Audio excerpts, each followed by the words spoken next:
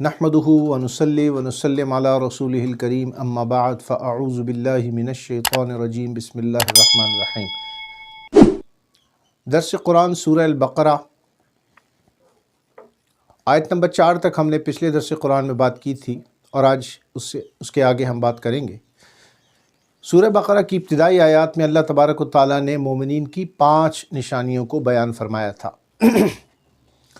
اور 5 نشانیوں کو بیان فرمانے کے بعد اللہ تبارک و تعالیٰ نے ارشاد فرمایا اعوذ باللہ من الشیطان الرجیم بسم اللہ الرحمن الرحیم اولئک علی ھدی من ربہم واولئک ھم المفلحون۔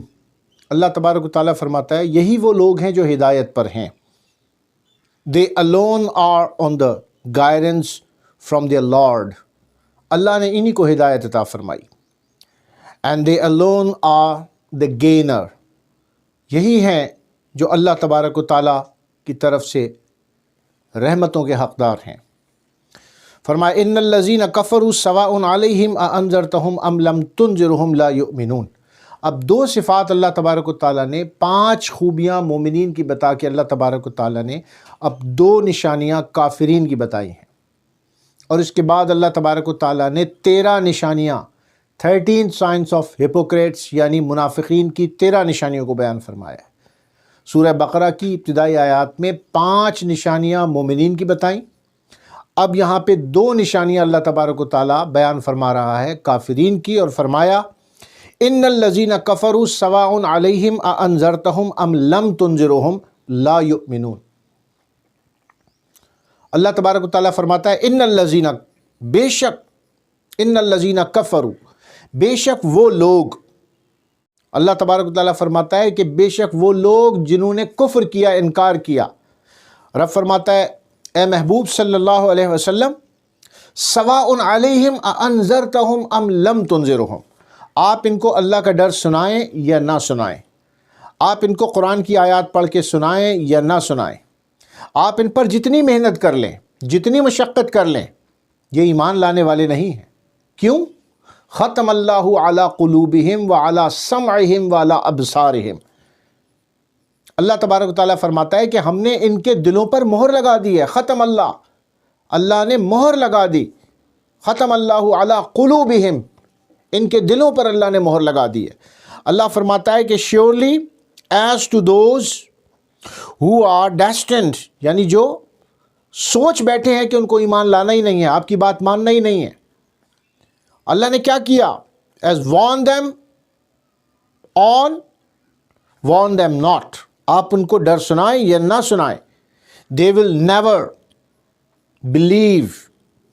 Allah has set a seal on their hearts، ختم اللہ علی قلوبہم، on their ears، Ali سمعہم، and over their eyes، اور ان کی آنکھوں پر بھی مہر لگا دی ہے۔ اللہ فرماتا ہے is the dark covering and for them is a great torment۔ کچھ لوگ دنیا میں ایسے ہوتے ہیں، آپ ان کو کتنا دین اسلام کا بتا دیں، آپ کتنا ان کو قرآن مجید پڑھ کے سنا دیں، اللہ کے نبی کی احادیث کو سنا دیں، آپ کتنی اسلام کی تعلیمات ان کے سامنے رکھ دیں، کتنے پروف رکھ دیں، they never believe، they always debate۔ the first thing is that there is a doubt in their mind، as Allah said لا ریب فیہ، اس کتاب میں شک نہیں ہے، the doubt may be in their mind۔ جب شک آپ کے ذہن میں ہوگا اور پہلے سے آپ یہ سوچ لیں کہ آپ کو ماننا ہی نہیں ہے، تو پھر اللہ بھی آپ کو راہ نہیں دکھاتا۔ اللہ اس بندے کو راہ دکھاتا ہے جو راہ ڈھونڈتا ہے، جو حق کی تلاش میں ہے۔ those who are in the search of truth and guidance، Allah guide them، and those who destined not to believe، those who have decided that we will not believe، آپ ان کے سامنے کتنا قرآن پڑھ کے سنا دیں، they will never believe۔ تو اللہ کے نبی نے کوشش فرمائی، تبلیغ فرمائی، ہر طریقے سے ان کو قائل کرنے کی کوشش کی، but Allah is giving the sign of disbeliever that they will never believe۔ Why? Because there is a seal upon their heart, and seal upon their heart mean that they are unable to understand۔ ان کے فہم پر، ادراک پر، سمجھنے کی صلاحیت پر قفل پڑ گئے ہیں، ان کے دلوں پہ قفل پڑ گئے ہیں، وہ سمجھنے کے قابل نہیں رہے ہیں۔ because of their own mistakes, because of their own doubts. تو اللہ فرماتا ہے کہ دیکھو یہ کافروں کی نشانی ہے کہ ختم اللہ علی قلوبہم، سمجھنے کے وہ اس میں ہوں گے ہی نہیں، وہ سمجھنے کی کوشش ہی نہیں کریں گے. سمعہم they will never listen to the right or the guidance. وہ حق بات کو سننا پسند نہیں کریں گے. The people, they don't want to read the Holy Quran. The people, they don't want to understand the Holy Quran. If you try them, if you try to make them understand what the Quran is saying, they will not listen to you. Because Allah has sealed upon their ears. Because of their own mistakes, because of their own ego, because of their own doubts, because of their own bad companies, برے ماحول کی وجہ سے. جو سورہ فاتحہ میں اللہ نے فرمایا تھا کہ دیکھو try to select good people in your life and try to reject bad people from your life.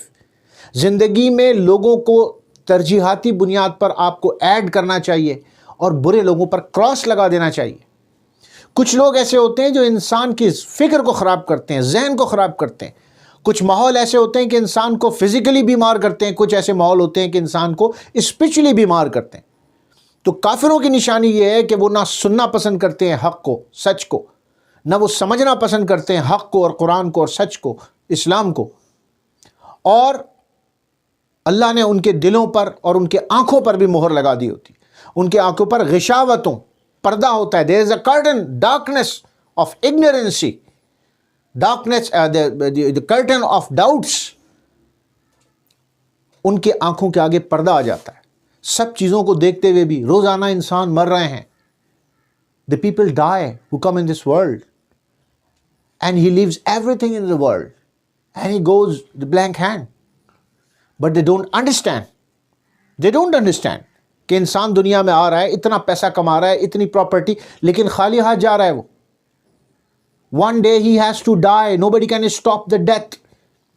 None of power can stop the death. Right? But they don't understand. ان کی آنکھوں کے آگے پردے ہوتے ہیں، پردے پڑے ہوتے ہیں. There is a curtain in front of their eyes of darkness, the curtain of darkness, ignorancy, doubts. So Allah just mentioned here the two qualities of the disbelievers. أَأَنذَرْتَهُمْ أَمْ لَمْ تُنذِرْهُمْ لَا يُؤْمِنُونَ. They will never believe. You try or not. But the lesson is that we have to try. We have to keep on trying. We have to keep on struggling and preaching Islam. Because you do not know who are the people having seal upon their hearts and eyes and soul. Allah knows. We have to try. We have to try. Right? So Allah said that I know that they will not believe. O Prophet, آپ مایوس نہ ہو. اللہ فرماتا ہے یہ تو وہ لوگ ہیں، آپ کی کوشش اپنی جگہ، آپ کی جد و جہد اپنی جگہ، اور رسول نے فرمایا وما علینا الا البلاغ المبین. This is the duty upon us just to deliver the right message and the revelation of Allah to you. I'm just presenting the guidance from Allah. The Prophet claimed, you are struggling, but I know that who will believe and who will not. And those who are not believing, there is a seal upon their heart. So they believe that there is no God. They believe that we don't need any kind of religion. They believe that we don't need any kind of guidance. Right? So Allah said that we have sealed upon their hearts. They will never believe. So there is a point in it that کہ انسان کو اسلام کی تبلیغ کے وقت اس بات کو ذہن میں رکھنا چاہیے کہ ضروری نہیں کہ جو بات آپ کر رہے ہیں اس کو سب مانیں گے.